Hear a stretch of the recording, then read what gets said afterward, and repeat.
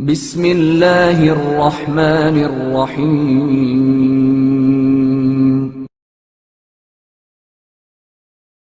ایاز کا پھٹا پرانا لباس۔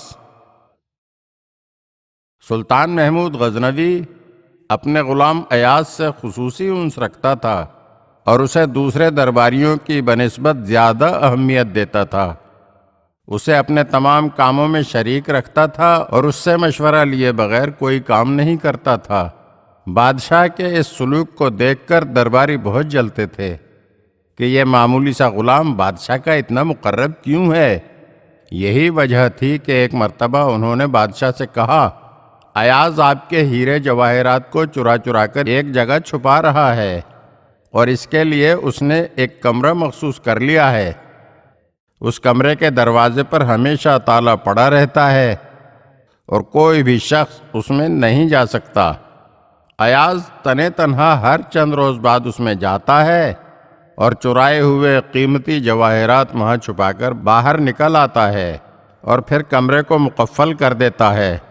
در حقیقت اس طرح وہ آپ کا خزانہ خالی کر دینا چاہتا ہے۔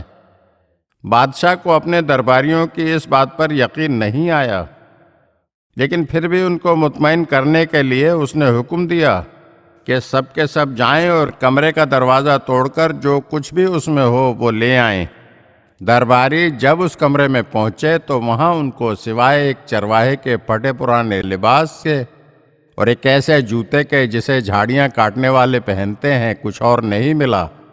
پھر زمین کھودنے والے مزدور بلائے گئے۔ انہوں نے کمرے کی زمین کافی حد تک کھودی، لیکن اس سے بھی کچھ حاصل نہیں ہوا۔ انہوں نے سارا ماجرا بادشاہ کو بتا دیا۔ سلطان محمود نے ایاز کو بلوایا اور اس سے پوچھا، تم نے ایسا کام کیوں کیا؟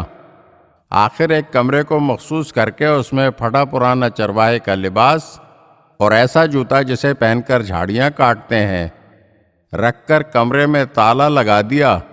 آخر مقصد کیا ہے؟ تمہارا یہ طرز عمل دوسروں کو اپنے آپ سے بدگمان کرنے کے علاوہ اور کچھ نہیں معلوم ہوتا۔ ایاز نے جواب دیا، میں بادشاہ سلامت کو اصل حقیقت بتا دیتا ہوں۔ بات دراصل یہ ہے کہ میں پہلے ایک چرواہا تھا۔ جھاڑیاں اور گھاس پھوس کاٹنا میرا کام ہوا کرتا تھا، اور اب میں بادشاہ سلامت کا وزیر بن گیا ہوں، صرف اس لیے کہ میں اپنی پہلی حالت نہ بھولوں۔ میں نے اس زمانے کا لباس اور جوتا کمرے میں محفوظ کر رکھا ہے۔ جب میں اپنا یہ لباس اور جوتا دیکھتا ہوں تو میں خود اپنے آپ سے کہتا ہوں، اے ایاز، تم وہی چرواہے ہو اور یہ تمہارا وہی لباس ہے، اور آج تم یہ درباری لباس پہن کر اپنی پہلی حالت مت بھولنا، کہیں ایسا نہ ہو کہ تم غرور اور تکبر کا شکار ہو جاؤ۔ بہرحال میں اپنا یہ پھٹا پرانا لباس اور جوتا اس لیے دیکھتا ہوں کہ مجھ سے کسی قسم کا ظلم و ستم سرزد نہ ہونے پائے۔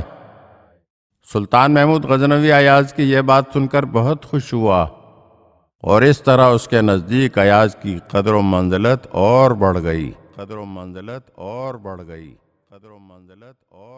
اگر آپ ہمارے چینل کی نئی ویڈیوز دیکھنا چاہتے ہیں تو ہمارے چینل کو سبسکرائب کریں اور گھنٹی کے بٹن کو دبائیے تاکہ ہر آنے والی ویڈیو آپ کو جلد موصول ہو سکے۔ اور ہاں، لائک اور شیئر ضرور کیجیے اور اپنے قیمتی کمنٹ سے ہمیں آگاہ کیجیے۔ شکریہ۔